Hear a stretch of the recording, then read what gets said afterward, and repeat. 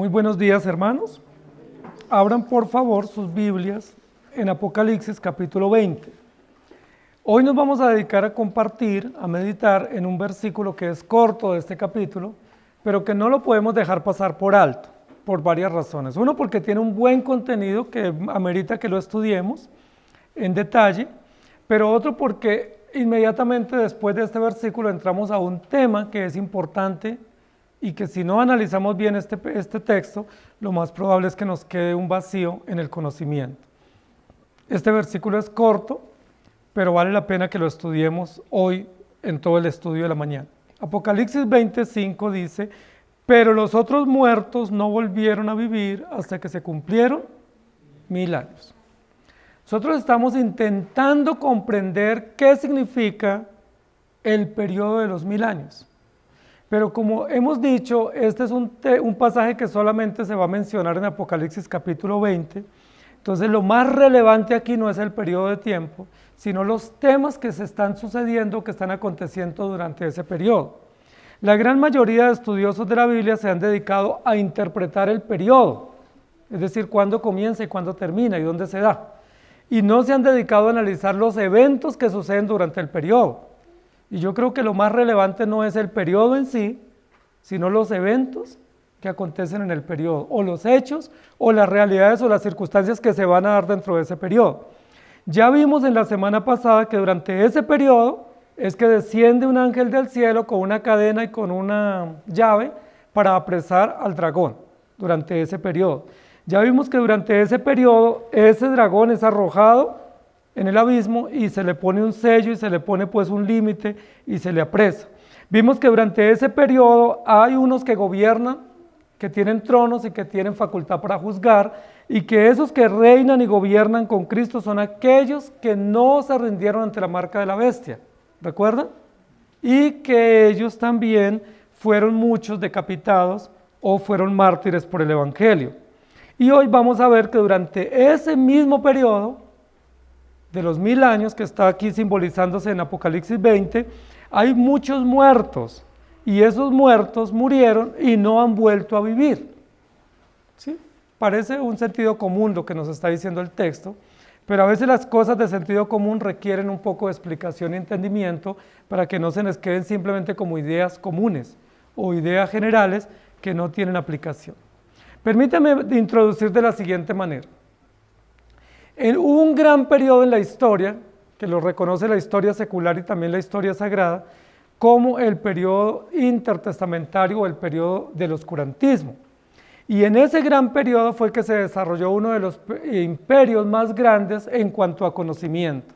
No tanto grande en poder y armas o militares o soldados, sino uno de los imperios más grandes en cuanto a conocimiento, que es el periodo griego o el imperio griego. El imperio griego nace en ese periodo intertestamentario, es decir, entre los 400 años después del exilio y el año 0, que es cuando nace Jesucristo. En ese periodo surge todo el pensamiento griego o el imperio griego, ¿sí? Y de ahí surgen grandes pensadores que hoy en día todavía los conocemos y que muchos de nosotros nos alimentamos cuando vamos al colegio o a la universidad, ¿sí? Pensadores como Sócrates, como Platón, como Aristóteles, y como uno que vamos a mencionar hoy, que se llamó Epicurio. ¿Sí lo conocían? Ese también estuvo en ese periodo. Todos esos grandes pensadores tuvieron su origen en el imperio griego o en el pensamiento griego, y por eso se conocen los griegos como la cuna del conocimiento todavía permanente en este periodo y de un conocimiento muy desarrollado. Ahí surge todo el tema de la filosofía, la pedagogía, la sociología, todo lo que hoy en día nosotros llamaríamos el concepto humanista surge en ese periodo. Ahora es interesante que esos grandes pensadores que surgen y tienen grandes volúmenes de escritura, surgen en un periodo en el cual históricamente, según la Biblia, Dios no se reveló, o Dios no dejó palabra escrita, o no dejó documentos canónicos, que es ese periodo intertestamentario. Entonces, eso nos da dos ideas interesantes. Primero, que Dios no reveló nada canónico durante ese periodo, durante 400 años. Y segundo, que en ese mismo periodo surgen los grandes pensadores griegos. ¿Sí me hago entender? Es decir, mientras Dios nos revela, nada para dejarnos escrito a su pueblo o a la iglesia, El mundo sí escribe o piensa, pero piensa en un periodo supremamente oscuro y confuso. Por eso se llama el periodo del oscurantismo, ¿sí? Pero en ese periodo surgen grandes pensadores.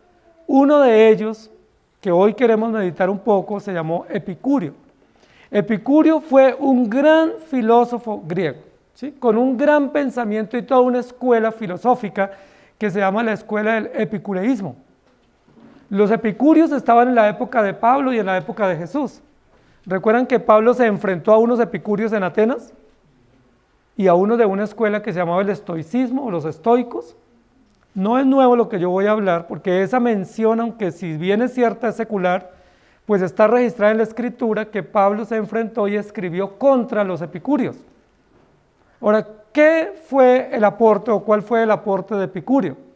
Epicurio fue un hombre muy próligo en su pensamiento y un hombre que escribió muchísimo y dejó muchísimas frases en sus publicaciones, pero una de las cosas que Epicurio hizo énfasis fue que el fin principal del hombre es... ¿Cuál es el fin principal del hombre? Según Epicurio, la felicidad. El fin principal del hombre es la felicidad. Y para que el hombre logre ser feliz, tiene que acumular mucho placer. Entre más placer acumule, más feliz va a ser. Esa es la máxima de Epicurio. El fin principal del hombre es la felicidad. Y eso cala mucho en nuestras conciencias. Porque generalmente desde que nuestros niños nacen, ¿qué es lo que nosotros queremos proveerles a ellos? Todo el ambiente para que ellos sean felices. Entonces nosotros no queremos que ellos lloren, no queremos que se caigan, no queremos que sufran, no queremos que tengan ningún tipo de situación difícil. ¿Por qué? Porque nosotros queremos que ellos sean felices y que ellos no tengan nada de qué lamentarse, no tengan una cicatriz, no tengan un dolor, no tengan un pinchazo, no tengan absolutamente nada, ¿sí? Pero eso lo propuso filosóficamente, conceptualmente Epicurio. El fin principal del hombre es la felicidad. Entre más se acumule momentos de placer o experiencias de placer o realidades de placer o cosas que nos den placer y bienestar, vamos a ser felices. Entonces Epicurio decía lo siguiente: la filosofía solo tiene sentido si esa filosofía nos conduce a la felicidad. El conocimiento solo tiene sentido si ese conocimiento nos conduce a la felicidad. Eso decía Epicurio. Epicurio decía, por ejemplo, usted puede tener muchas cosas, pero si esas cosas no le dan placer, es mejor que se deshaga de ellas porque no tiene sentido. Si usted tiene dinero, pero ese dinero no le da placer, entonces es mejor deshacerse de él porque lo que usted tiene que buscar y acumular es el placer. Esa es una filosofía muy interesante, supremamente interesante, muy común en nuestra sociedad, muy apetecida por todos los seres humanos y muy buscada por la gran mayoría de personas. Entonces lo que Epicurio promovió fue que nosotros tengamos placer y que seamos felices a toda costa y que busquemos vivir tranquilos y que busquemos buscar el bienestar. Hermanos queridos, ese discurso surgió filosóficamente hablando en el periodo intertestamentario, ¿sí? Hay otro mensaje que es un mensaje distinto a este que dice: el fin principal del hombre es glorificar a Dios y gozarse en Él para siempre. Esa es una máxima también que surgió históricamente en el siglo XVI con uno de los documentos de la Reforma y es la primera pregunta de nuestro catecismo presbiteriano, catecismo reformado, ¿sí? ¿Cuál es el fin principal y más noble del hombre? Mientras Epicurio dice la felicidad, nosotros con sustento bíblico decimos el fin principal del hombre es temer a Dios, es glorificar a Dios. Y noten que ya estamos hablando de dos discursos.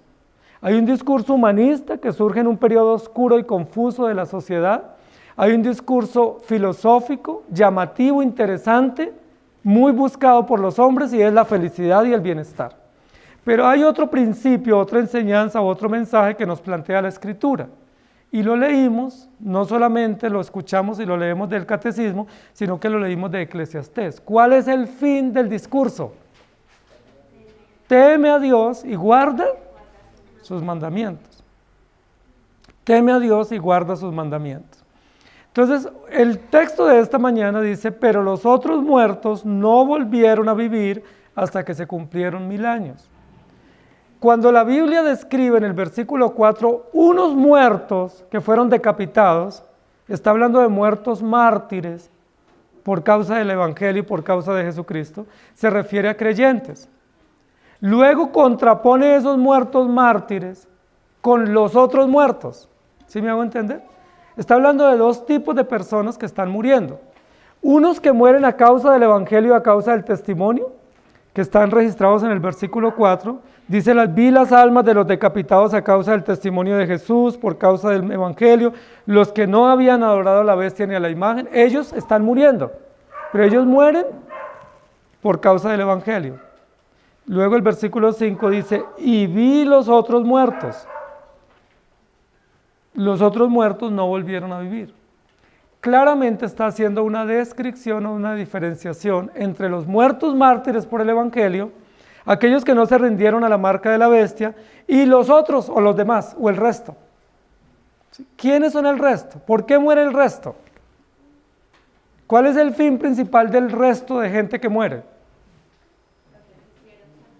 El bienestar, la felicidad, el poder, la fama, las cosas materiales. Pero miren que tanto los unos como los otros tienen el mismo fin.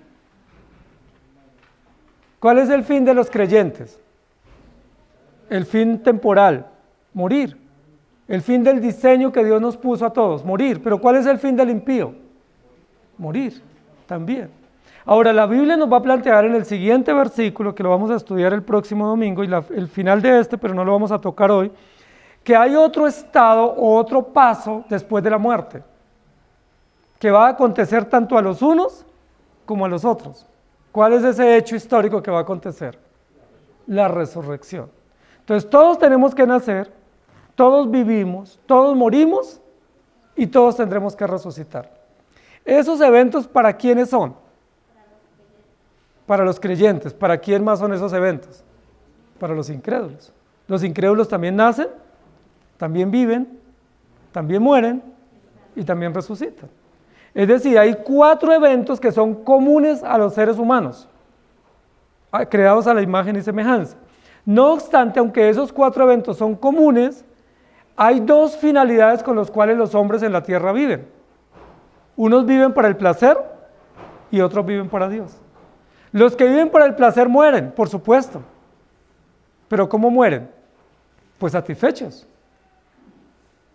Porque ellos hicieron todo lo que quisieron. Mueren felices, logran lo que ellos quisieron, acumularon lo que ellos añoraban. Los otros mueren temiendo a Dios. Y según el versículo anterior, mueren torturados, mueren perseguidos, mueren exiliados, o mueren simplemente sin ser dignos de este mundo. Pero también mueren. Ahora, ¿por qué quiero que nos dediquemos en esta mañana a este texto? Porque estamos enfatizándonos en los creyentes en el capítulo 20, pero hay un paréntesis en el versículo 5, pero dice, y los otros también mueren.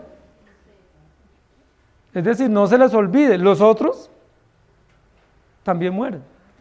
Entonces, meditemos un poco cómo mueren y cómo ellos viven. Lo primero que dicen ellos, para poder vivir tranquilos y poder acallar su conciencia, es una máxima que la acuñó Epicúreo. Y esa máxima es una máxima que le escuchamos hoy decir a los niños en su presentación, y es, comamos y bebamos, que mañana moriremos. Esa fue una frase de Epicúreo. Epicúreo en el 341 a.C., con su gran legado filosófico, él acuñó esa máxima. Ahora, ¿qué es lo que significa esa máxima? Él dice, comamos y bebamos. Ahora, ¿ustedes y yo no comemos? Claro que sí. ¿También bebemos? También. ¿También morimos? También. Entonces, ¿qué tiene de gracioso la máxima de Epicúreo? Porque lo que él dice no es que todos comemos y todos bebemos y todos morimos.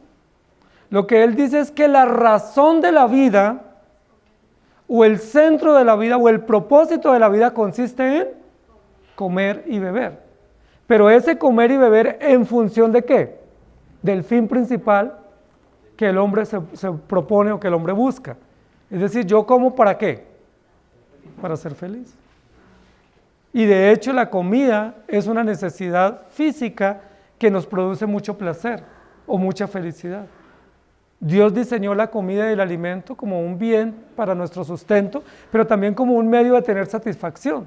Todos cuando comemos nos sentimos satisfechos y no está malo comer. Aquí la Biblia y en esta denuncia o en esta expresión que estamos usando de este filósofo, no estamos diciendo que comer sea malo. Comer es bueno y necesario. Y de hecho la Biblia dice, todo lo que comáis, hacedlo para la gloria de Dios, contraponiendo con el fin de Epicurio, que es come para ser feliz. La Biblia registra en Romanos, come para la gloria de Dios. Noten la diferencia. Entonces, este personaje lo que dice es, el fin del hombre consiste en comer. Es decir, uno de los momentos de placer, de satisfacción natural y humana, plena del hombre, consiste en comer. La pregunta es, ¿eso es cierto? ¿Fuimos creados solo para tener satisfacción al comer y luego morir y que no pase nada más? Por supuesto que no, porque la comida es una necesidad, pero para subsistir, no para el placer. La comida Dios la diseñó para nuestra nutrición y para nuestra vida, mas no para nuestra felicidad en sí misma. Entonces, de hecho, en Génesis capítulo 3, cuando Dios sentencia al hombre después del pecado, le dice, con el sudor de tu frente ganarás el pan. Es decir, conseguirlo del sustento diario no es tan placentero. Según Génesis 3, conseguirlo del sustento diario consiste en una ardua labor muy dispendiosa y muy desgastante. Y en el Salmo 127 y 128 dice que a veces los que trabajamos tanto y cuando se trabaja sin la bendición de Dios, que el pan o el alimento se convierte en un pan de dolores o un pan de aflicción. Y en Proverbios también dice que muchas veces donde no hay paz, la comida o el banquete se constituye en una amargura. Es decir, no siempre la comida trae placer. A veces la comida o el momento de la comida termina siendo una discusión o una pelea, o termina siendo el momento de mayor aflicción o amargura. Entonces la Biblia nunca dice que la comida traiga placer, pero sí dice que comamos y que necesitamos comer porque eso es necesario para nuestro cuerpo. ¿Pero qué dice Epicurio? ¿Dónde pone el placer Epicurio? En el hecho mismo de comer. Es decir, si usted come y come los manjares más exquisitos y come lo que a usted más le guste y come lo que usted más desee, lo que comen los ricos o los nobles, usted será más feliz. Y si usted acumula felicidad, pues usted será pleno. ¿Por qué? ¿Por qué dice Epicurio eso? Dice, porque el fin del hombre está en la muerte. Y como usted no sabe cuándo va a morir, pero tiene certeza que muere, lo que usted tiene que hacer es coma y disfrute ahora, porque rápidamente muere y ahí se acaba todo.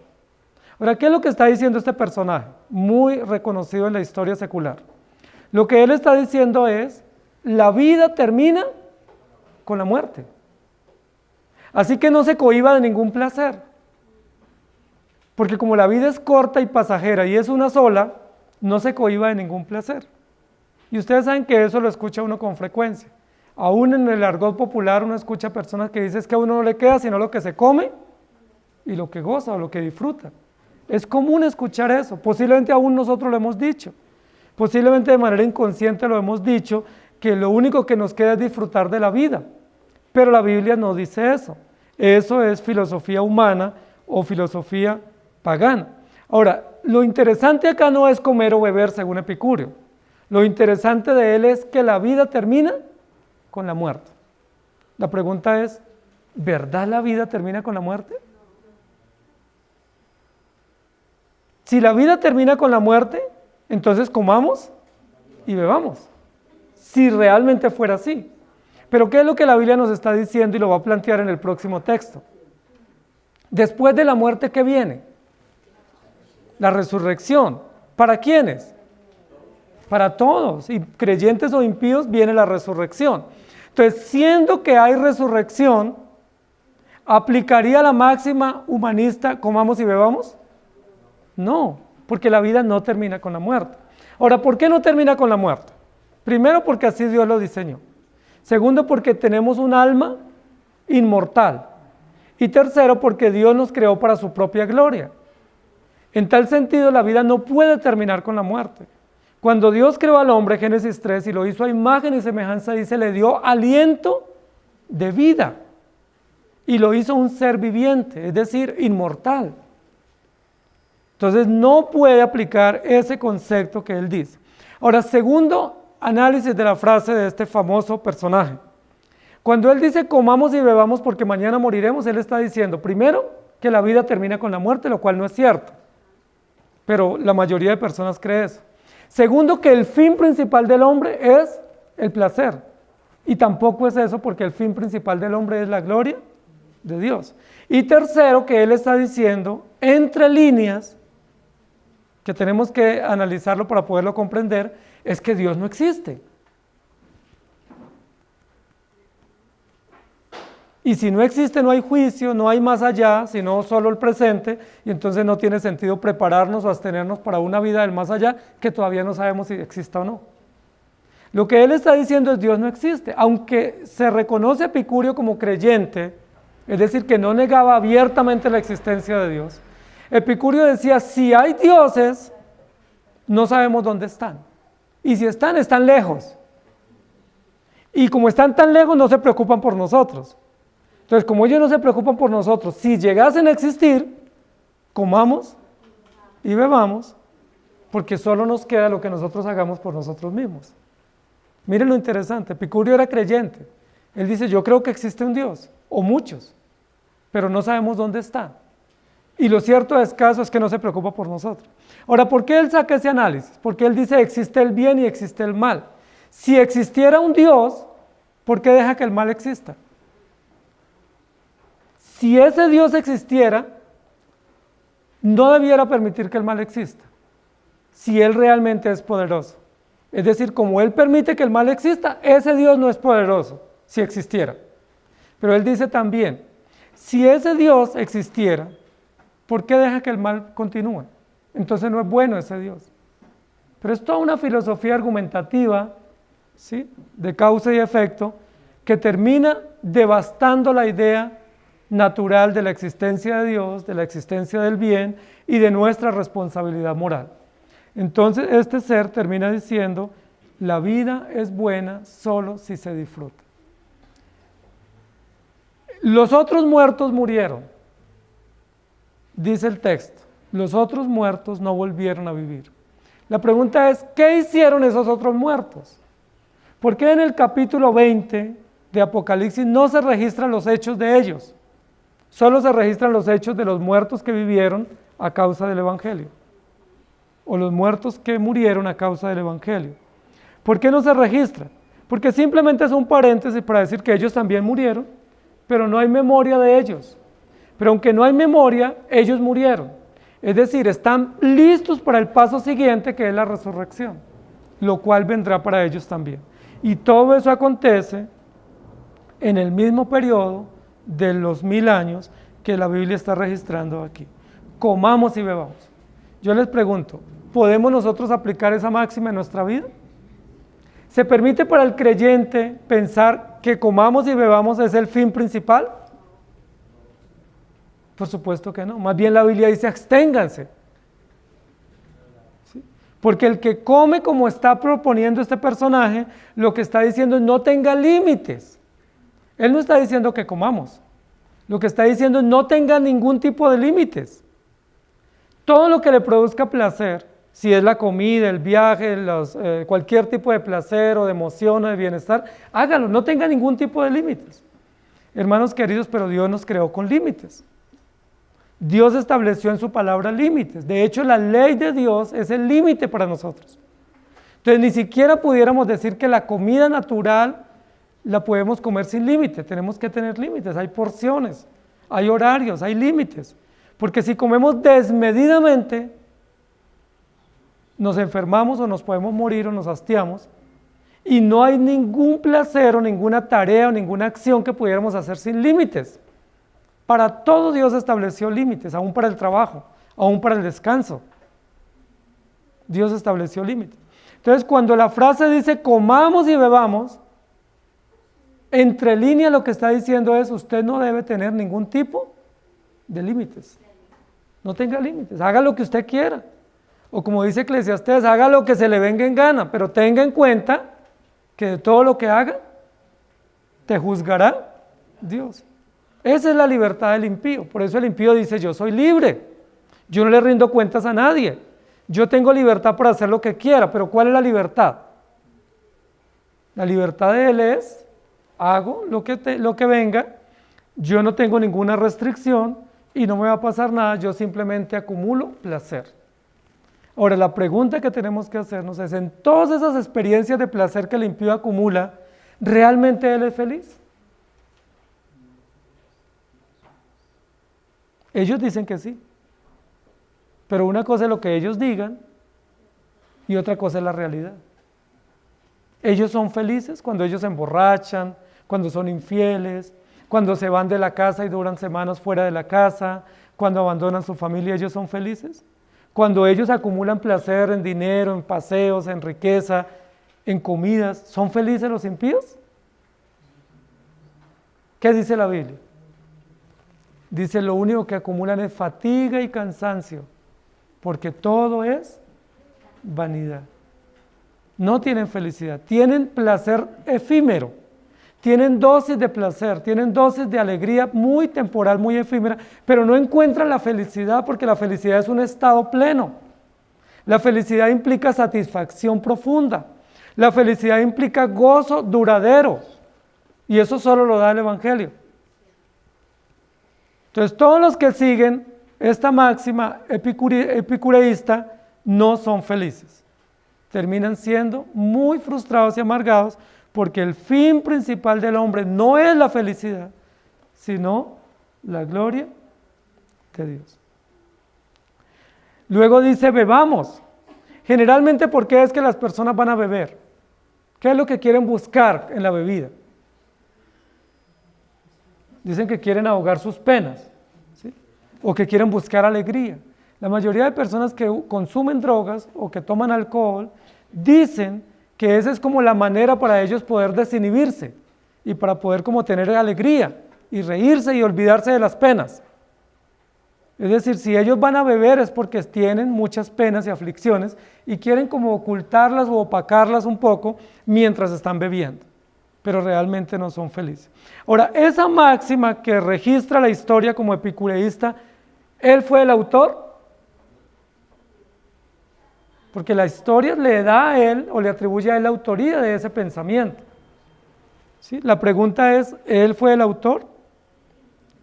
Yo quiero que miremos algunos textos bíblicos, porque los textos bíblicos nos dan la razón o no sobre este pensamiento.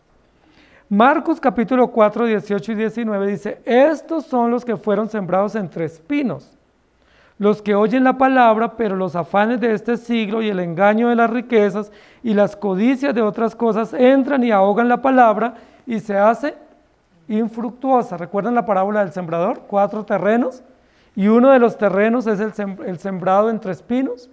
¿Quiénes son los que reciben la palabra pero la ahogan entre espinos? Dice los que les gusta la palabra pero prefieren dejarse llevar. ¿Por qué? Por los afanes de este siglo. ¿Cómo lo llama la Biblia? Los placeres que Epicurio considera medios para la felicidad, ¿cómo lo llama la Biblia? Afanes de este siglo, placeres temporales, riquezas de este siglo y codicias. Miren lo interesante, las cosas por su nombre. ¿Cómo llama el mundo a esos deleites? Placeres, que nos llevan a la felicidad. ¿Pero cómo lo llama la Biblia? Afanes, codicias, riquezas engañosas e infructuosas. Eclesiastés capítulo 3, versículo 13, dice, y también es don de Dios que todo hombre coma y beba y goce el bien de toda su labor. Aquí no hay censura de parte de Dios. ¿Qué dice Dios? Si yo tengo un trabajo y ese trabajo me da la oportunidad de comer y beber, ¿debo hacerlo o debo abstenerme? Yo puedo hacerlo, está permitido. Si yo tengo una utilidad y esa utilidad me permite tener un deleite de una comida, un lugar exquisito, ¿lo puedo hacer? Claro que sí, está permitido, no es pecado ese deleite. ¿Qué es lo que es pecado? Que yo viva en función de los deleites o de las riquezas o de los placeres de este mundo. Por eso dice la Biblia, es un don de Dios que nos dé un trabajo y que a través de ese trabajo tengamos alimento.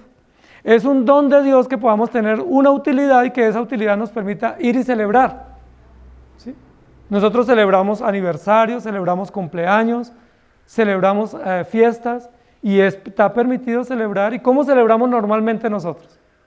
Pues comida, y hacemos brindis o bebemos y celebramos y estamos contentos, y eso es legítimo, porque nuestro gozo no está en la comida y en la bebida, nuestro gozo está en el Señor.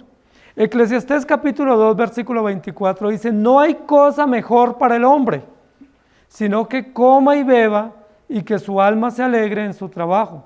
También he visto que esto viene de la mano de Dios. ¿Sí me hago entender? O sea, cuando Epicurio dice comamos y bebamos, ya Dios lo había dicho. Dios lo dijo. ¿Usted trabaja? ¿Qué merece? Pues comer. Ustedes hoy salen de aquí de la reunión y ¿qué merecen? ¿Qué necesitan? Pues comer. Nadie diría, no, hoy después de la prédica yo no voy a comer.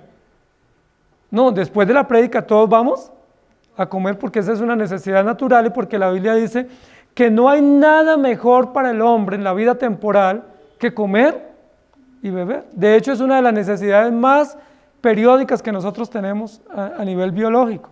Tenemos que comer 3 y 4 veces. Si a alguno le formula el médico 5 veces comer. Dice la Biblia, esto es un don de Dios. Es un don de Dios que la comida venga de Dios y que la podamos disfrutar. Y que podamos disfrutar porque es el fruto de nuestro trabajo. De hecho, cuando no podemos comer es que nos afligimos. Cuando vamos al médico y el médico nos restringe la dieta, hay aflicción. Porque nosotros quisiéramos poder comer libremente todos los alimentos sin ninguna restricción. Dice, también he visto que esto viene de la mano de Dios. ¿Qué viene de la mano de Dios? Que el hombre tenga trabajo y que el hombre pueda disfrutar de la comida y la bebida.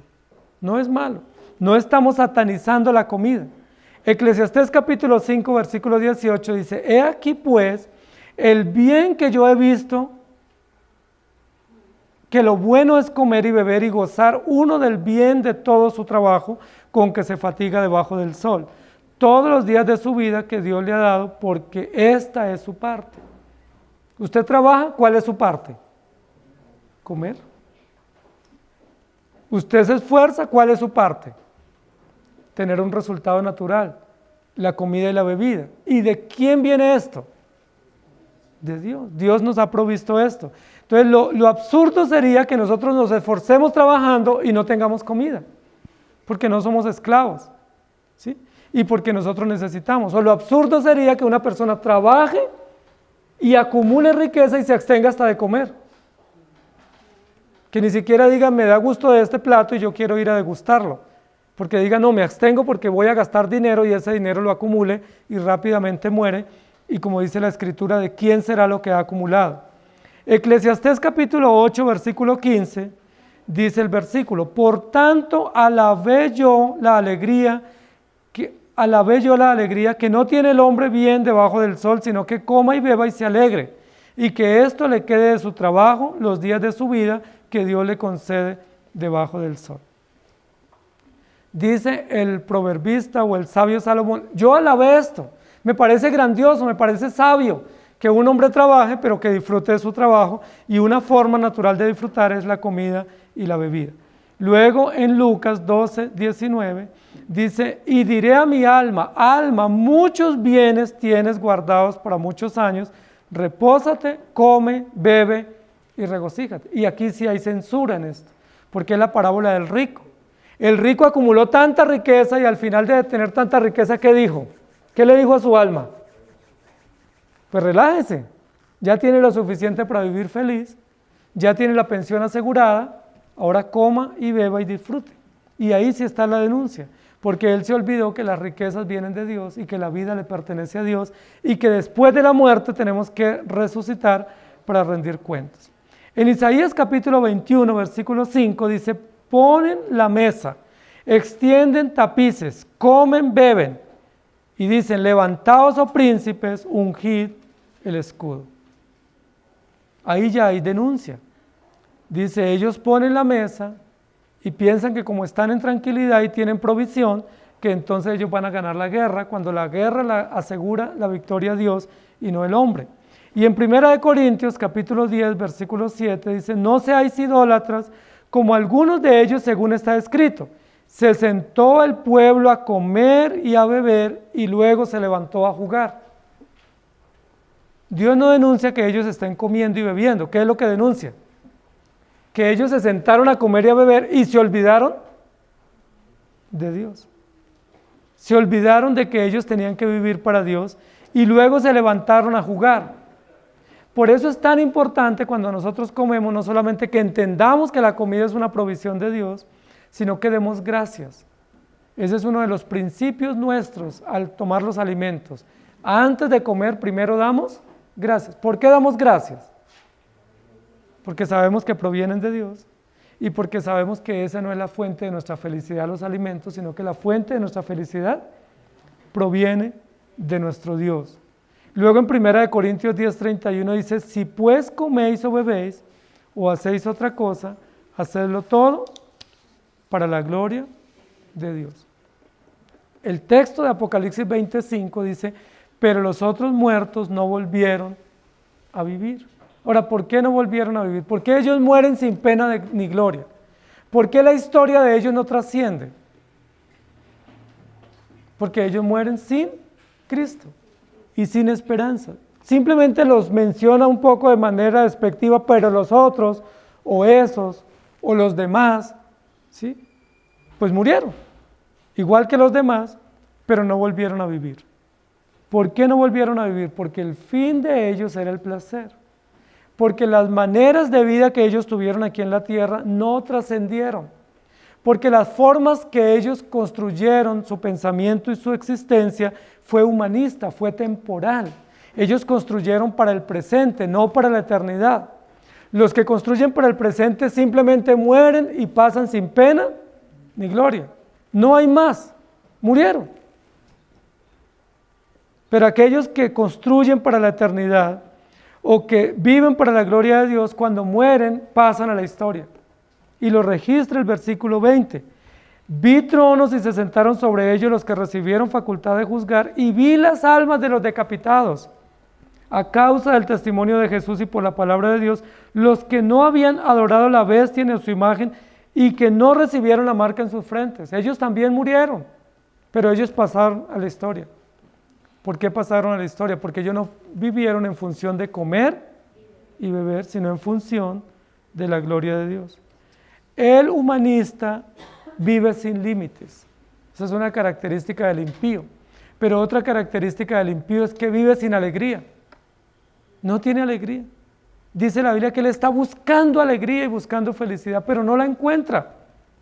Le es esquiva a él. Ahora, la razón por la cual es esquiva lo está en Romanos capítulo 1, 2 y 3. Porque ellos, debiendo tener en cuenta a Dios, no quisieron, se rebelaron contra Dios. Pudiendo tener la fuente de la felicidad, el autor de la felicidad, la fuente del gozo constante y de la sabiduría permanente, la rechazaron. ¿Y qué dijeron? Nosotros no la podemos arreglar solo. Nosotros podemos y queremos vivir sin Dios y sin ley. ¿Y qué dijo Dios? Ah, bueno, entonces los entrego. ¿Quieren vivir así? Ok, entonces háganlo. Pero nos recuerda Eclesiastés, ¿cierto? De todas esas cosas te juzgará Dios. Y lo recuerden en Romanos 1, 2 y 3, dice, no ignoren la ira de Dios. Si usted quiere vivir libre, hágale, adelante. Pero solo recuerde una cosa, solo tenga en cuenta algo, que Dios es justo y que usted tendrá que rendir cuentas. Si usted quiere seguir la máxima epicureísta o epicurea, hágale, no hay problema, pero recuerde una cosa, de todas esas cosas te juzgará Dios. Porque Dios nos diseñó para tener límites y nos diseñó para tener alegría. Los límites están en la palabra y la fuente de la felicidad está en el Evangelio, en Cristo Jesús. Si yo rechazo la palabra y rechazo el Evangelio, ¿qué voy a tener? Pues una vida sin límites y una vida sin felicidad. Los demás murieron y no volvieron a vivir.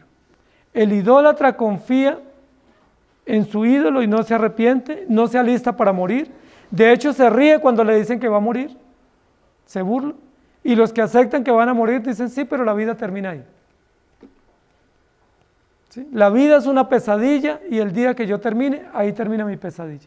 El infierno es lo que yo vivo acá en mi familia o en mi trabajo, apenas me muera, se soluciona todo. La Biblia dice todo lo contrario. La Biblia dice, después de la muerte es que vienen los destinos eternos, el cielo o el infierno, y depende cada uno cómo haya construido su vida, si en la arena o en el fundamento seguro. La tercera parte de esta máxima es, porque mañana moriremos. Qué fatal ese pensamiento. Comamos y bebamos porque mañana moriremos. Qué fatal, qué frustrante pensar que lo único que me queda es el hoy porque mañana se termina. Eso es muy frustrante. Eso no tiene ni sentido ni propósito. No tiene ningún tipo de futuro, no hay ningún tipo de esperanza. De hecho, para Epicurio no existía la esperanza. No existía la esperanza, se vivía sin esperanza, simplemente busque dosis de placer, acumúlela para que esté un poco mitigado en sus angustias, porque no hay futuro, no hay eternidad, no hay esperanza, no hay Dios, negando realidades eternas que nosotros sabemos que no se pueden negar. La tercera frase es, o la tercera parte es, porque mañana moriremos. Ahora yo les pregunto, si yo sé que voy a morir mañana, ¿eso me debiera abrir la oportunidad o el abanico de posibilidades para hacer lo que yo quiera hoy?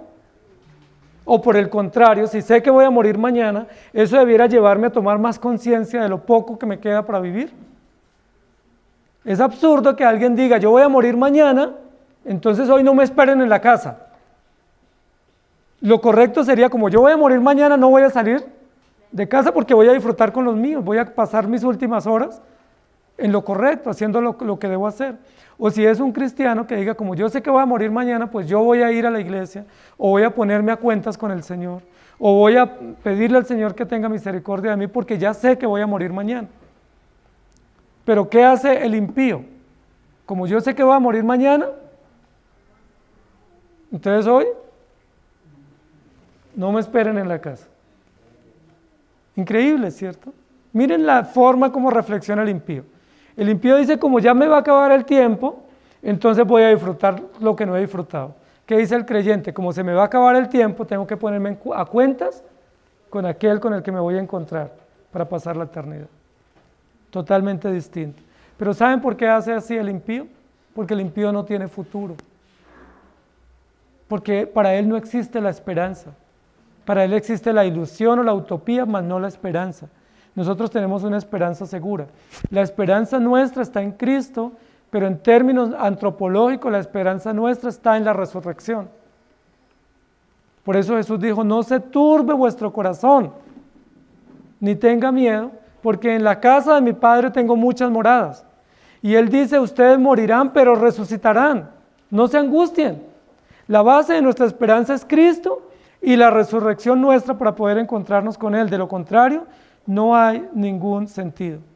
El humanista cree que la vida es un accidente. Generalmente él piensa que la vida es un accidente.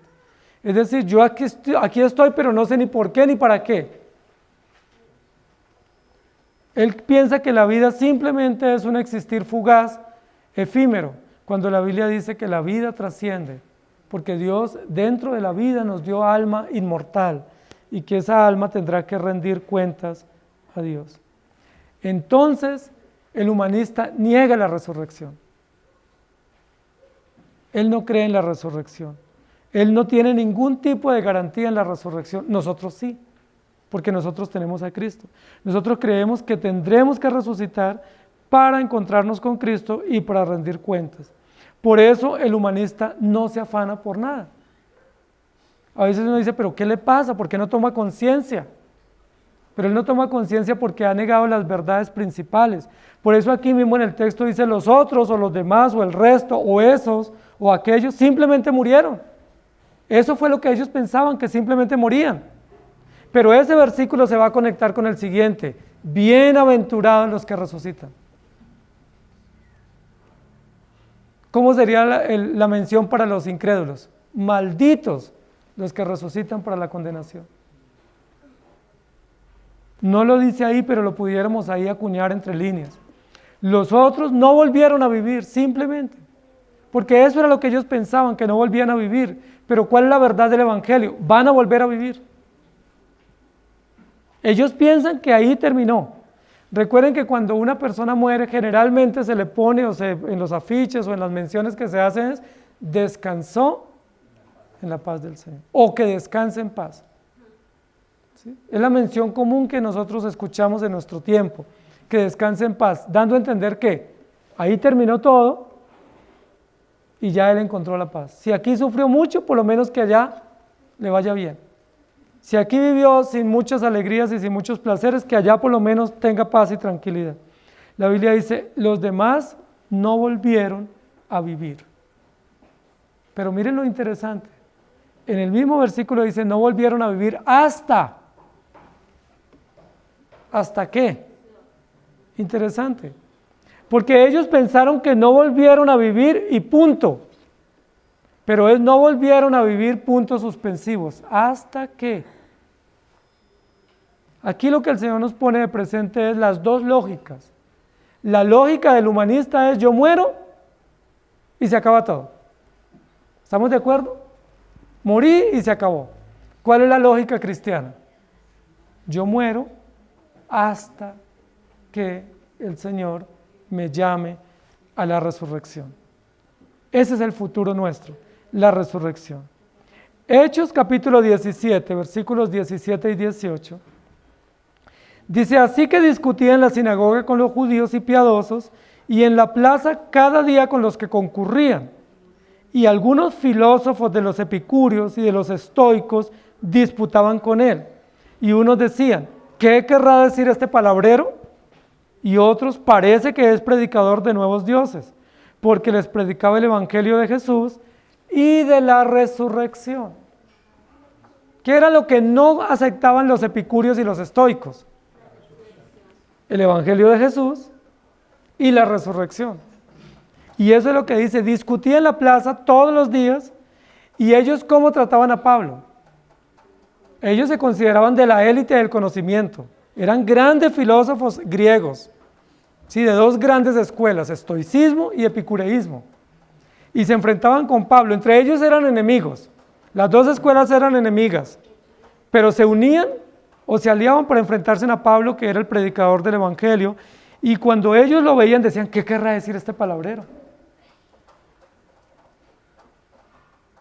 ¿Y qué era lo que decía Pablo? Los muertos resucitan. Así dice el evangelio. Es decir, ¿qué dicen los incrédulos de nosotros? Oye, ¿qué hablarán esos palabreros? Se reúnen todos los domingos a decir lo mismo. Porque ellos no aceptan que hay vida después de la muerte. Los estoicos y los epicúreos fueron las escuelas más famosas en la época de Pablo, que enfrentaron a Pablo para querer disuadirlo de la verdad o para querer confundirlo, pero siempre terminaba Pablo exponiéndolos y diciéndoles que ellos estaban equivocados y que ellos tenían filosofías huecas y sutiles que no tenían ningún valor, porque ellos simplemente creían en la temporalidad, mas no en la continuidad de la vida después de la muerte. Primera de Corintios 15:32. Así como hombre batallé en Éfeso contra fieras, ¿qué me aprovecha? Si los muertos no resucitan, comamos y bebamos, porque mañana moriremos. Miren lo extraordinario. El apóstol Pablo retoma esta frase para invertirla, es decir, para darle el uso correcto y para poner en cuestión la filosofía humanista o estoica o epicúrea, diciendo si los muertos no resucitan, es un lenguaje hipotético, ¿cierto? Una construcción hipotética. En el caso de que no resuciten, pues comamos y bebamos. Pero ¿cuál es la verdad? Sí, el argumento hipotético es si no resucitamos, pues comamos y bebamos. Pero ¿cuál es la verdad absoluta? Todos resucitaremos. Todos tendremos que comparecer ante el tribunal de Cristo. Todos tendremos que levantarnos a la final trompeta para rendir cuentas y para contar nuestras obras, hayan sido buenas o hayan sido malas. No importa el tipo de obras que usted haya hecho, tendrá que rendir cuentas. No importa la situación como usted murió, como vivió, usted tendrá que rendir cuentas. Por eso en 1 Corintios 15:32, Pablo dice que batalló contra fieras. ¿Quiénes eran las fieras? Pues no eran leones y osos y lobos. ¿Quiénes eran las fieras? Los filósofos. Miren cómo tenemos que batallar contra filosofías hoy, contra ideologías. Recuerden que nosotros hemos dicho acá en Apocalipsis que las grandes bestias del Apocalipsis son ideologías. Son corrientes de maldad que se difuminan en el mundo entero y que calan en la mente y en la conciencia de la humanidad, pero que son todas huecas sutilezas y filosofías perversas. ¿Qué dice Pablo? ¿Contra quién se enfrentó? Contra fieras, contra bestias. ¿Y cuáles fueron las bestias del momento en Atenas? Los estoicos, filósofos muy elocuentes griegos, y los epicúreos, filósofos muy elocuentes de una escuela griega, famosísimos, muy próligos en el conocimiento, con muchos volúmenes escritos, pero Pablo dice, son fieras de verdad, son bestias, que quieren engañarnos a nosotros diciéndonos que no hay resurrección, y muchos les comen cuento y los siguen, porque se dejan llevar porque son argumentos muy valiosos, y muy estructurados epistemológicamente, y muy organizados filosóficamente. Pero ¿qué dice Pablo? Son fieras que quieren engañar. ¿Cuál es la única manera para no ser engañados por esas fieras o por esas bestias? Solo hay una manera, el Evangelio. Los que creemos en el Evangelio no hemos recibido la marca de la bestia.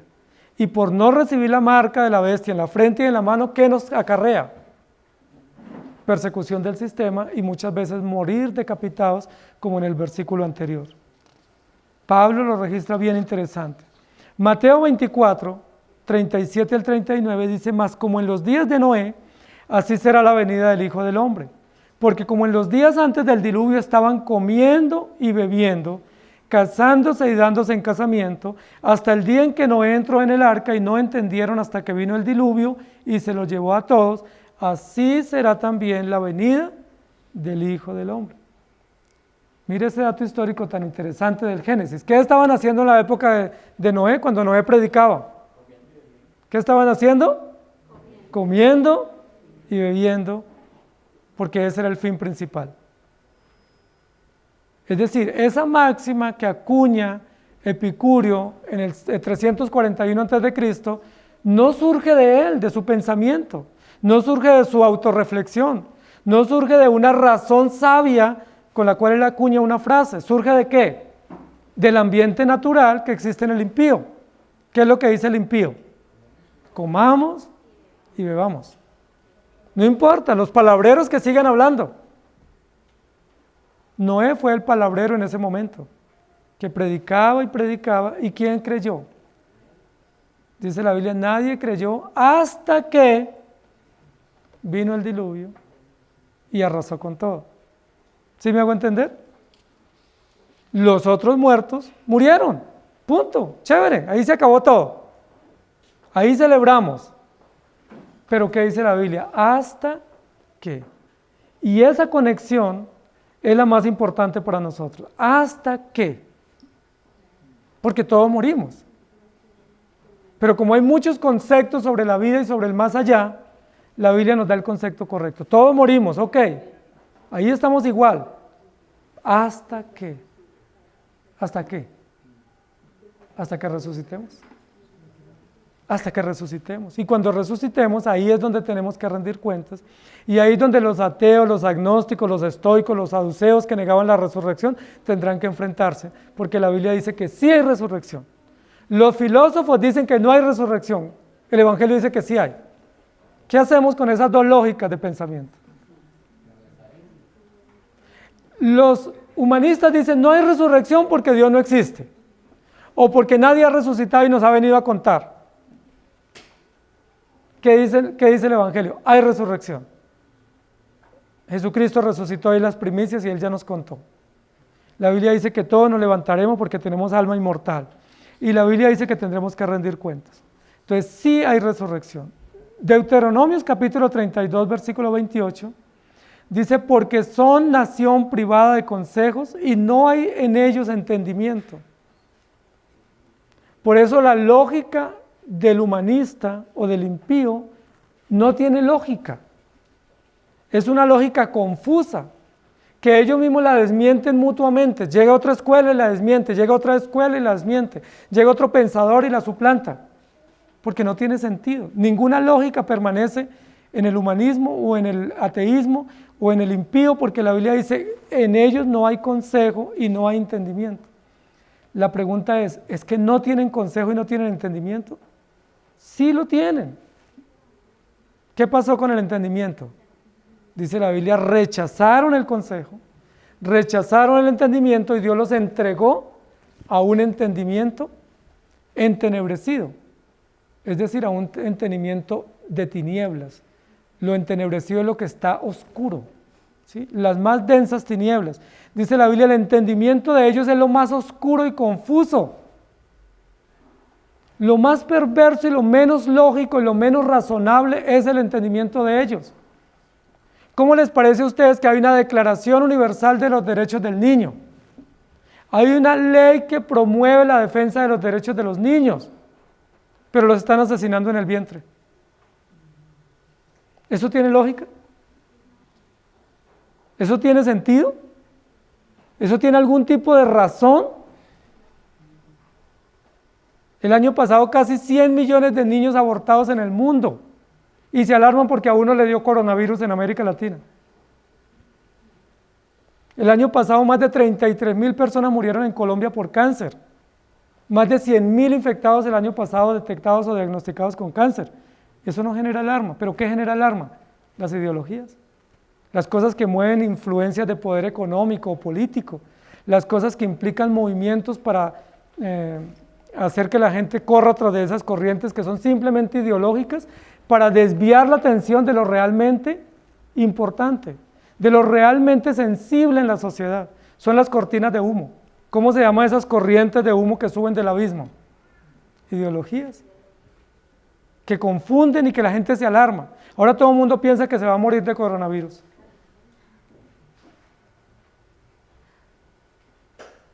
Hermanos, la Biblia dice esas son fieras, pero aún esos que promueven esas fieras también morirán.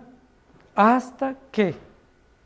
Lucas capítulo 17, 27 al 28, es otro texto similar al que leímos anterior, dice, comían, bebían, se casaban y se daban en casamiento hasta el día en que entró Noé en el arca y vino el diluvio y los destruyó a todos. Asimismo, como sucedió en los días de Lot, comían, bebían, compraban, vendían, plantaban, edificaban. Lo mismo en la época de Lot. Es decir, ¿fue Epicurio el que acuñó ese pensamiento? ¿O ese pensamiento desde cuándo viene en la sociedad? Desde el origen.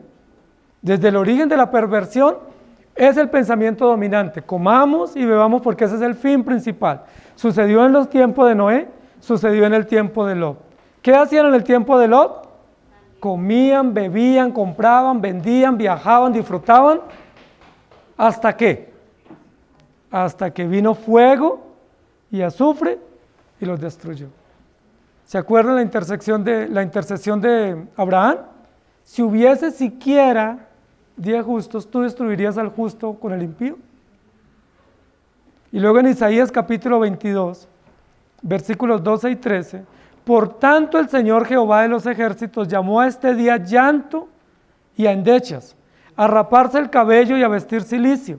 Y he aquí gozo y alegría matando vacas, y he aquí gozo y alegría matando vacas y degollando ovejas, comiendo carne, bebiendo vino, diciendo, comamos y bebamos porque mañana moriremos. ¿Sabe quién lo dijo 700 años antes de Cristo?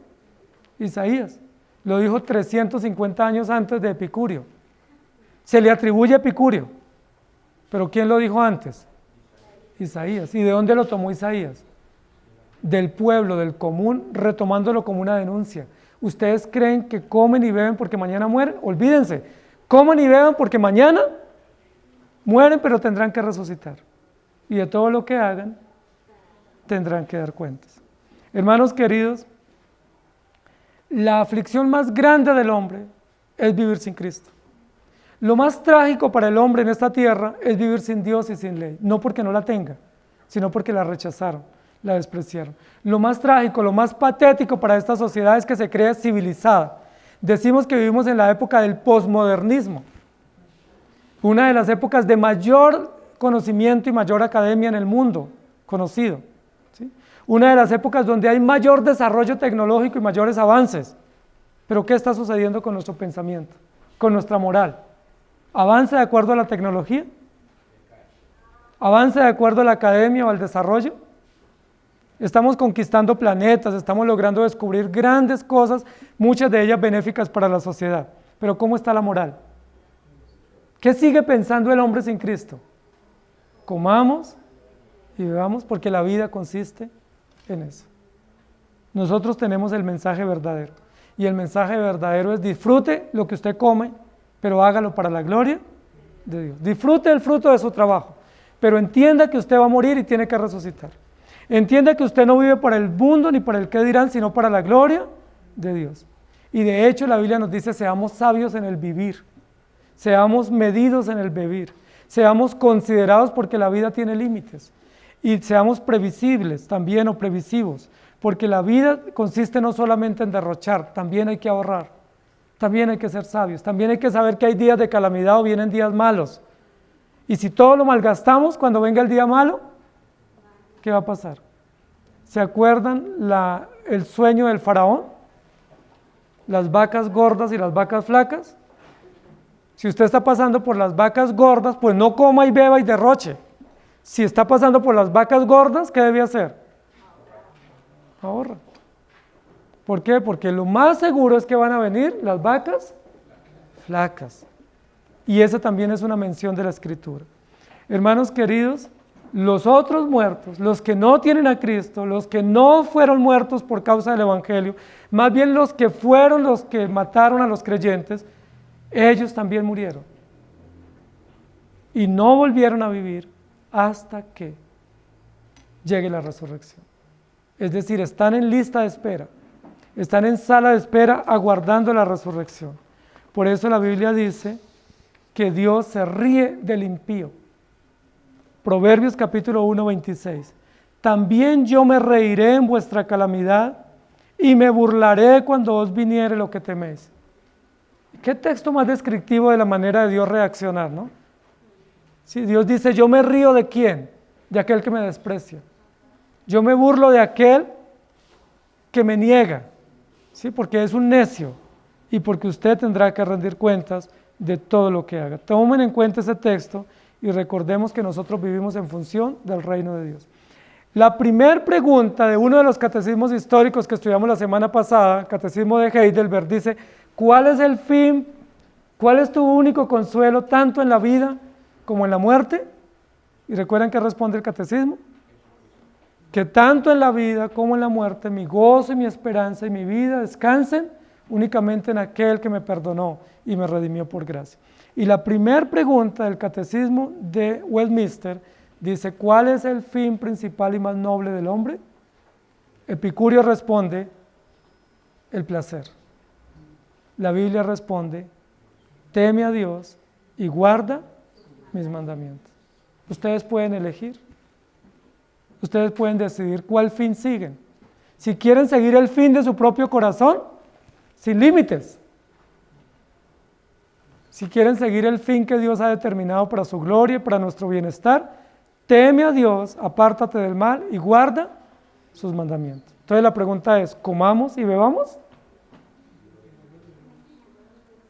Para la gloria de Dios, no para nuestros placeres y deleites. Oremos. Amado Señor, gracias te damos por esta mañana que nos regalas, por permitirnos estudiar tu palabra y por llevarnos a meditar en que muchas veces nosotros nos proponemos comer y vivir como lo hace el mundo. Y muchas veces queremos proponerles a nuestros hijos ese plan hedonista, ese plan libertino, de que tengan placeres y felicidad y que todo esté en bandeja para ellos. Cuando el fin en esta vida no es el bienestar ni el placer. Cuando el fin en esta vida no es la felicidad. Cuando el fin en esta vida es que nos preparemos para vivir contigo por la eternidad. Cuando el propósito en esta vida es temerte a ti y ser sabios, porque ese es el principio. El principio es temer a Dios y prepararnos para la eternidad.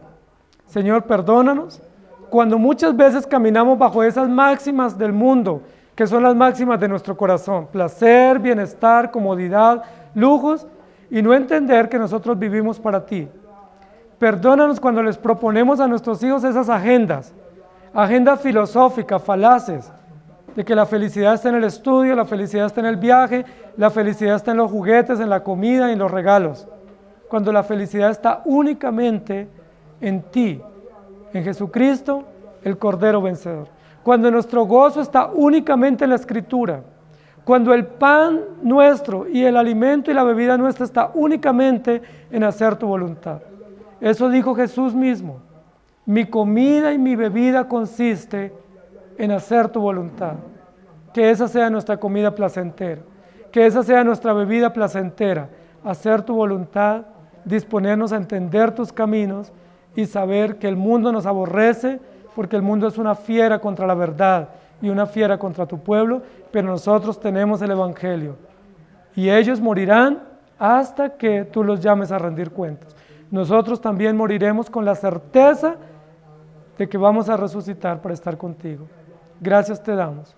Rogamos que tenga misericordia de esta sociedad, una sociedad que se precia de ser académica, de ser moderna, pero una sociedad inmoral, una sociedad perversa, una sociedad que se destruye a sí misma, una sociedad que ha decidido sacarte a ti de su vida, una sociedad rebelde a ti. Ayúdanos a ser dóciles, a entregarnos a ti, a rendirnos en obediencia. En Cristo Jesús. Amén. Que el Señor les bendiga, querida iglesia.